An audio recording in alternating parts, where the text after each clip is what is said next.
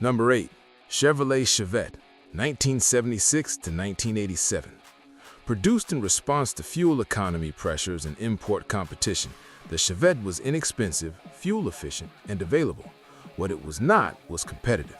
The four-cylinder engines were underpowered and unrefined, the interior among the cheapest in the American market, with materials that deteriorated rapidly. Rust appeared early in the lower body and floor sections. Handling was vague, and the ride was harsh enough to make longer journeys genuinely uncomfortable. The Chevette sold for 11 years largely because it was affordable, and that sustained commercial success is precisely the problem. While Japanese imports were demonstrating year after year that economy cars could be built to a meaningfully higher standard, Chevrolet kept shipping the Chevette.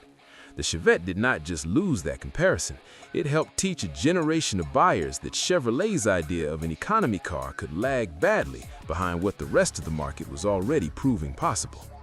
Number 7. Chevrolet Malibu, 2004 to 2008. The 2004 Malibu arrived as a relaunch, modern styling and positioning as a competitive mid-size alternative that Chevrolet needed to be credible against Toyota and Honda. The ownership record it accumulated was more complicated than the launch implied. Front suspension components attracted owner complaints at mileage buyers considered premature. Consumer reports flagged the Malibu for below-average reliability in multiple years of this generation's production run. Electrical faults and interior fit and finish issues added to an ownership experience that fell short of what the redesign had promised. The gap was particularly damaging in context. This was a car Chevrolet had positioned as evidence it could compete on quality and reliability with Japanese mid-size sedans. Chevrolet introduced this Malibu as evidence it could finally meet the segment on quality. Instead, too many owners experienced the exact kinds of faults that proved it still had ground to make up. The Malibu was not one of Chevrolet's worst cars because it failed spectacularly. It was one of the worst because it arrived as proof the company had improved and then gave buyers fresh reasons to doubt it. Number 6. Chevrolet Caprice, 1991 to 1996. The Caprice had been a Chevrolet fixture for decades, a large rear-wheel drive sedan that police departments, taxi fleets, and traditional buyers rely on. The 1991 redesign was supposed to modernize it. What it produced was a redesign many buyers never accepted, and a reliability embarrassment in LT1-equipped versions that did far more damage than the styling. The rounded exterior, widely referred to as the whale design, generated negative reaction that never fully abated. Beyond the styling, the Caprice carried a specific and documented mechanical problem. The OptiSpark distributor, mounted beneath the water pump on the LT1 V8, was exposed to moisture and coolant that caused failure serious enough to strand drivers. The repair required significant labor and cost that buyers found difficult to justify on a car positioned as durable and dependable. Police departments, among the most objective evaluators of vehicle reliability, documented the distributor issue across multiple fleet customers. The Caprice did not fail because it looked wrong. It failed because a car sold on durability and familiarity became unexpectedly expensive and frustrating to live with. Number 5. Chevrolet Corvair, 1960 to 1963. Some cars earn a complicated place in history. The Corvair is one of them, and the complexity does not make the early record any easier to defend. The Corvair was genuinely innovative, a rear-engined, air-cooled compact that represented a real departure from American manufacturing norms. The swing-axle rear suspension used through 1963 could produce oversteer under specific combinations of speed, cornering load, and tire pressure. Behavior drivers found difficult to manage in emergency situations. Ralph Nader documented these characteristics in Unsafe at Any Speed in 1965, placing the Corvair at the center of a public safety debate that contributed to federal automotive safety legislation. A 1972 NHTSA study found the early Corvair's handling comparable to several contemporary vehicles, complicating the simpler version of the story. Chevrolet had revised the suspension for 1964. The Corvair is not one of Chevrolet's most important failures because it was the worst car it ever built. few Chevrolets ever produced consequences that reached so far beyond the car itself. Number 4. Chevrolet Cavalier, 1982 to 2002. 20 years. That is how long Chevrolet sold the Cavalier in the American market.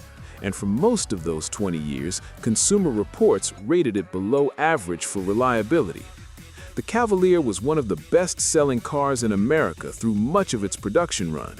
The sales numbers make the reliability record more significant, not less.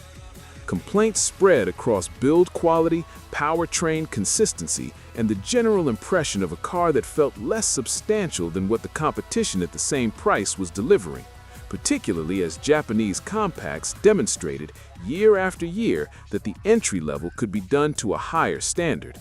The Cavalier was not one of Chevrolet's worst cars because it failed spectacularly. It was one of the worst because it under-delivered year after year to millions of buyers who trusted the Chevrolet name and received a product that never matched what that name implied it should be. The Cavalier was not one of Chevrolet's worst cars because it failed spectacularly. It was one of the worst because it normalized under-delivery from millions of buyers over 20 years. Number 3. Chevrolet Citation, 1980 to 1985. Motor Trend named the Citation its Car of the Year for 1980. That distinction aged more poorly than almost any automotive award in American history. The Citation was Chevrolet's flagship entry into front-wheel drive mass-market motoring, and it sold in very large numbers in its first year. NHTSA received significant complaints about rear brake lockup under hard braking in the earliest production years, an issue serious enough to generate regulatory attention and recall activity. Carburetor hesitation and stalling complaints were consistent at dealers. Build quality fell short of what the launch marketing had implied. The Citation shared its X-body platform with 3 other GM brands simultaneously, meaning the same documented problems spread across the Pontiac Phoenix, Oldsmobile Omega, and Buick Skylark at the same time. Chevrolet had asked the American public to trust the future. The Citation answered with a launch record that made the future feel less like a progress than a caution sign. Number 2. Chevrolet Vega, 1971 through 1977. Motor Trend named the Vega its Car of the Year for 1971. That award aged almost as poorly as the Citations, and the Vega's failure was arguably more consequential because it affected more people and more directly represented a promise GM had made about its engineering capability. The Vega's 2.3-liter aluminum inline-4 used an aluminum cylinder bore without conventional iron liners, a design that required precise thermal management to function reliably. Under real-world conditions, the block warped, oil consumption climbed, and engine wear accelerated well beyond what buyers had reason to expect. The recall record was extensive, covering axle, throttle, and engine-related issues across a high number of separate campaigns. Rust penetrated body panels and floor sections within 2 to 3 seasons in cold climates. The Vega remains one of the clearest examples of what happens when competitive pressure outruns the engineering validation an ambitious new design actually requires. The Vega was not just disappointing because it failed, it was disappointing because GM had the money and engineering depth to do better and still sent it into the market unfinished. Number 1. Chevrolet Cobalt, 2005 through 2010. Every car on this list failed Chevrolet buyers in some way. The Cobalt belongs at number 1 because its failure produced consequences none of the others can match, and because the documented record of what was known and when places it among the most serious corporate safety failures in American automotive history. The Cobalt's ignition switch could move out of the run position under certain conditions. When this happened while driving, power steering and brakes were disabled and airbags did not deploy. The defect was linked to deaths and injuries across multiple production years.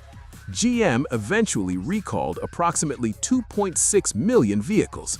A Department of Justice investigation resulted in a deferred prosecution agreement and a $900 million settlement after internal documents revealed engineers had identified concerns years before the public recall. That gap became central to congressional hearings. The Cobalt is number one not because it was Chevrolet's least reliable car, but because no other Chevrolet left behind a more damaging record of what the company knew, how long it waited, and what buyers were asked to risk in the meantime.